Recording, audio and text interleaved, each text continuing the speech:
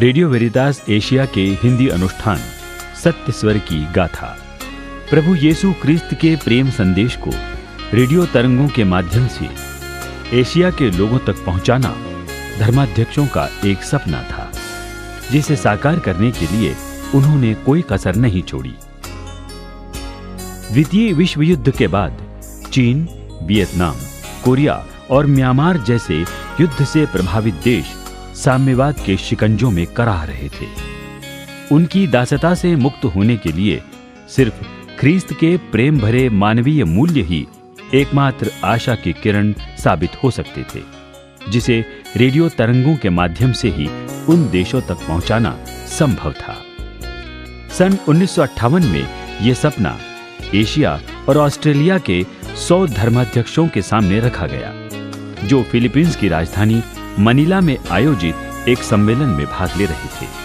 उन्होंने उसे सहर्ष स्वीकार करते हुए रेडियो स्टेशन शुरू करने के लिए अपनी सहमति दे दी। धर्माध्यक्षों की बैठक के दौरान साम्यवादी देशों में कलीसिया की समस्याओं का समाधान ढूंढने के लिए कार्डिनल आगाजी यानन का नाम प्रस्तावित किया गया। संत पिता पीयूष 12वें की मृत्यु के बाद संत पिता योहन 23वें ने रेडियो प्रसारण की योजना को प्राथमिकता के साथ पूरा करने की पहल की। चीन के निकटवर्ती एशिया के एकमात्र कैथोलिक देश फिलीपींस को रेडियो स्टेशन के लिए बहुत ही उपयुक्त पाया गया। फिलीपींस के मनीला महाधर्म प्रांत के तत्कालीन आर्च बिशप कार्डिनल रूफिनो सांतोस ने इस शर्त पर योजना को मंजूरी दी कि फिलीपींस देशवासियों के लिए एक घरेलू रेडियो प्रसारण भी उसमें शामिल हो। घरेलू तथा अंतर्राष्ट्रीय दोनों प्रसारणों का नामकरण रेडियो वेरितास के नाम से ही किया गया।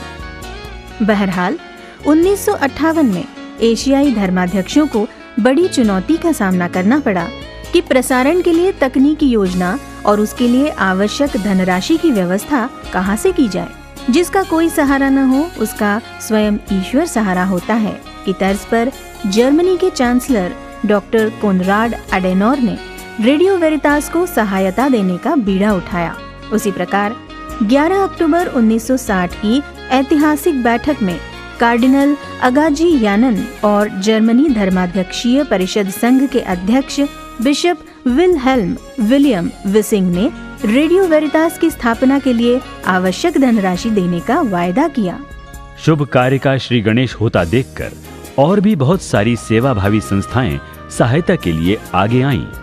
उनमें प्रमुख हैं रोम की धर्म विस्तार परिषद, जर्मनी धर्माध्यक्षीय परिषद संघ, जर्मनी का ही कोलोन महाधर्म प्रांत, जर्मनी स्थित मिशन सहायतार्थ संस्था मिसेरियोर, चर्च इन नीड तथा पवित्र बालकपन संघ। उन सबों को एक साथ मिलाकर सन 1961 में मनीला में रेडियो वेरितास के लिए आधिकारिक दल का गठन किया गया। प्रेइक यानी Philippines radio education and information centre ने रेडियो प्रसारण की बुनियादी आवश्यकताओं की आपूर्ति करते हुए 1967 में प्रथम परीक्षण प्रसारण किया। लंबे समय की कड़ी मेहनत और प्रयासों के बाद आखिर रेडियो प्रसारण का सपना साकार हुआ। शॉर्टवेव तकनीक का उपयोग करते हुए 11 अप्रैल 1969 को रेडियो वेरितास का प्रथम अंतर्राष्ट्रीय प्रसारण किया गया। इसके साथ ही एशिया के लोगों के लिए क्रिस्त के मूल्यों को सबों के साथ साझा करने का एक नया युग शुरू हुआ।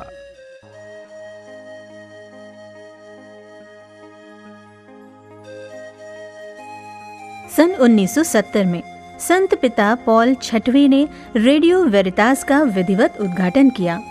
उन्होंने फिलीपींस में उस प्रथम यात्रा के समय अपने उद्बोधन में कहा कि इस रेडियो प्रसारण द्वारा प्रभु के प्रेम संदेश और मानवीय मूल्यों को दूर दूर तक फैलाने का प्रयास करते हुए ईश्वर की महिमा का गुणगान किया जाए। साथ ही उन्होंने आशा व्यक्त की कि लोग उन ख्रीस्तीय मूल्यों को अपने जीवन में उतारकर सर्वे भवन्तु सुखिनः का वातावरण बनाएंगे। सन 1981 में संत पिता जॉन पॉल द्वितीय की फिलीपींस यात्रा ने इस रेडियो वेरितास की महत्ता को नई ऊंचाइयां प्रदान की। 1995 में उन्होंने रेडियो स्टेशन पर अपनी मुलाकात के समय रेडियो वेरितास एशिया को मिशनरी ऑफ एशिया कहते हुए संबोधित किया।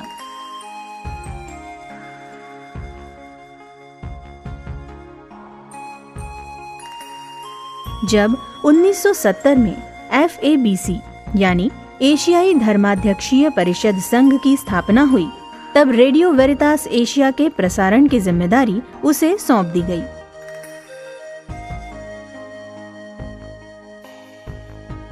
सन 1974 में FABC एवं फिलीपींस की कैथोलिक धर्माध्यक्षीय परिषद ने रेडियो वेरितास एशिया के प्रसारण को जारी रखने की अपनी वचनबद्धता को दोहराया। FABC के सामाजिक संचार विभाग को प्रसारण हेतु आवश्यक धनराशि जुटाने एवं उसे सुचारू रूप से चलाने की जिम्मेदारी सौंपी गई। साथ ही 5 धर्माध्यक्षों और उनके सचिव ने कार्यक्रम निर्माण तथा प्रसारण की जिम्मेदारी बखूबी निभाई। अपने सहयोगी मित्रों और परोपकारियों की सहायता से रेडियो वेरितास एशिया अपने लक्षित क्षेत्रों में गूंजने लगा। उन्हीं दिनों अंतर्राष्ट्रीय प्रसारण के तहत श्रोताओं के सर्वांगीण विकास के लिए 15 भाषाओं में कार्यक्रम प्रसारित होने लगे। विभिन्न भाषाओं में कार्यक्रम तैयार करने के लिए संबंधित देशों में संचार केंद्र स्थापित किए गए। उन केंद्रों में कार्यक्रमों के अलावा रेडियो उद्घोषकों को भी प्रशिक्षण देकर मनीला भेजने के लिए तैयार किया जाने लगा। रेडियो वेरितास एशिया मनीला के द्वारा अपने लक्षित क्षेत्रों में प्रसारण एवं कार्यक्रमों की गुणवत्ता को परखकर नियमित रिपोर्ट भेजने के लिए तकनीकी विशेषज्ञ नियुक्त किए गए।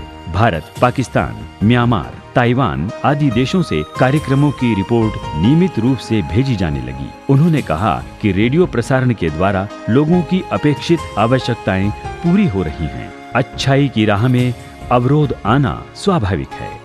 इसी लीक पर चलते हुए फिलीपींस की राजनीतिक गतिविधियों ने इस सुनहरी योजना को नष्ट करने की पुरजोर कोशिश की। सन 1986 में सत्तारूढ़ तानाशाह फेर्डिनांड मार्कोस के विरुद्ध जन आक्रोश भड़क उठा। उसका सीधा असर रेडियो वेरितास एशिया के अंतर्राष्ट्रीय प्रसारण पर भी पड़ा, जो उसके इतिहास के अंधकारमय दिन थे।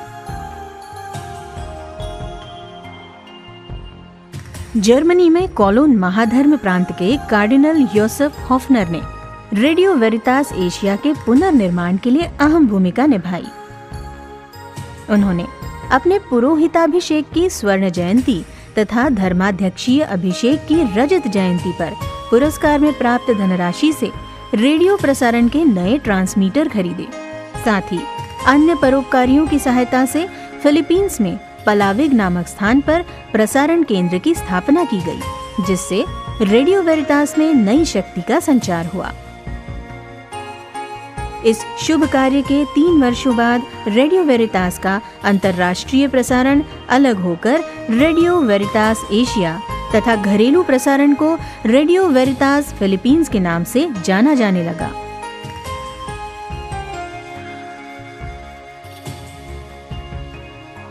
अब विदेशी प्रसारण को पूर्ण स्वायत्तता प्राप्त हुई, जहां वह मिलने वाली धनराशि और सहायता का उपयोग अपने प्रसारण में लगा सके। वास्तव में इस समय से रेडियो वेरितास एशिया का प्रसारण एशिया के लोगों के लिए होने लगा। कहना गलत नहीं होगा कि अब सेवाएं एशिया के लोगों के लिए एशिया के ही लोगों के द्वारा होती हैं। रेडियो वेरितास एशिया अपने शुरुआती दिनों से अभी तक जीवनदायी और जीवन को सुखमय बनाने वाले कार्यक्रम प्रसारित करता आ रहा है।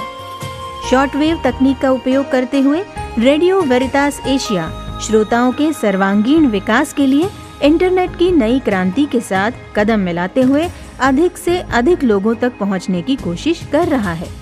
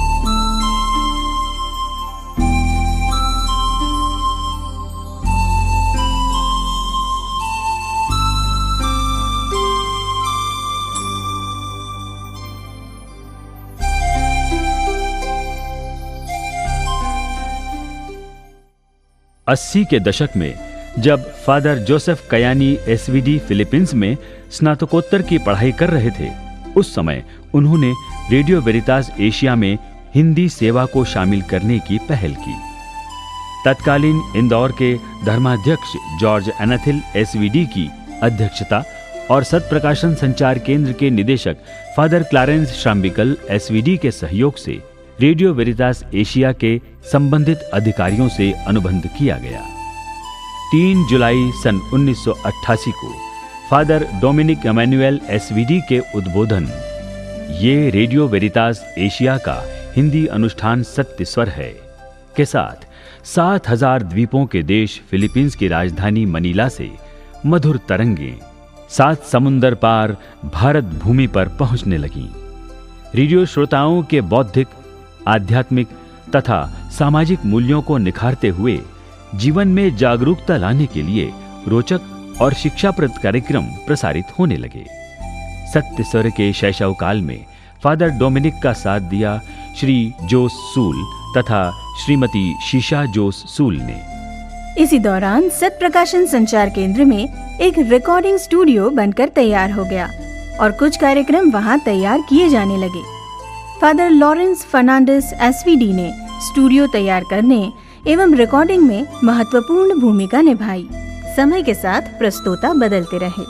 श्री और श्रीमती जोस सूल के बाद Sushri Alka Nirmal Prasad, Shri Vincent Victor, Shri Monu John तथा सुश्री रेबेका रॉबर्ट्स ने अपनी जिम्मेदारी बखूबी निभाई। हिंदी अनुष्ठान सत्यस्वर वसुधैव कुटुंबकम की विचारधारा पर आधारित अपने कार्यक्रमों द्वारा शांति, एकता और भाईचारे का संदेश देने के लिए समर्पित है। सन 1992 से 1999 तक फादर दीपक सूल्या एसवीडी ने सुश्री अलका निर्मल प्रसाद, श्री आनंद किशोर, श्रीमती स्निग्धा किशोर तथा सुश्री मैरी क्वीन डेविड के सहयोग से अपने श्रोताओं का भरपूर प्यार हासिल किया। सत्यस्वर सदा हिंदी भाषी लोगों के बीच सत्य, न्याय और शांतिमय सह अस्तित्व का अग्रदूत बना रहेगा। ऐसे ही दृष्टि अनुकथन को बरकरार रखने के लिए सन 1999 से 2003 तक फादर नॉबर्ट हेरमन ने श्री आनंद किशोर तथा श्रीमती स्निग्धा किशोर के साथ अपनी प्रतिभा बिखेरी। सन 2003 से 2010 तक फादर जॉन वाखला एसवीडी ने श्री बर्नार्ड भूरिया तथा श्रीमती वंदना भूरिया, श्रीमती सिंड्रेला जोसेफ तथा सिस्टर मंजू लकड़ा SSPS ने सत्य स्वर की तरंगों को रोशन किया। इस दौरान फादर हेरमन बंडोर एसवीडी ने फिलीपींस विश्वविद्यालय से जनसंचार विषय में स्नातकोत्तर की उपाधि प्राप्त कर मनीला में फादर जॉन वाखला एसवीडी के स्थान पर सत्य स्वर के समन्वयक के रूप में अपनी सेवाएं दी। संचार क्रांति में आए तकनीकी बदलाव के कारण सन 2011 में रेडियो वेरितास एशिया का विकेंद्रीकरण शुरू हुआ। अतः सत्य स्वर का कार्यालय मनीला से सत्प्रकाशन संचार केंद्र इंदौर स्थानांतरित हो गया। मार्च 2012 में रेडियो वेरितास एशिया हेतु कार्यक्रम निर्माण के लिए अलग से रिकॉर्डिंग स्टूडियो तैयार हो गया, जिसका उद्घाटन FABC संचार विभाग के अध्यक्ष एवं सत्य स्वर के संरक्षक इंदौर के पूजनीय धर्माध्यक्ष चाको थोटुमारिकल एसवीडी ने किया। वर्तमान में सभी कार्यक्रम भारत में ही तैयार किए जाते हैं, जिन्हें इंटरनेट के माध्यम से प्रसारण के लिए मनीला भेज दिया जाता है। इस कार्य में सत्प्रकाशन के निदेशक father John Wakhla, sister Ganga Rawat SSPS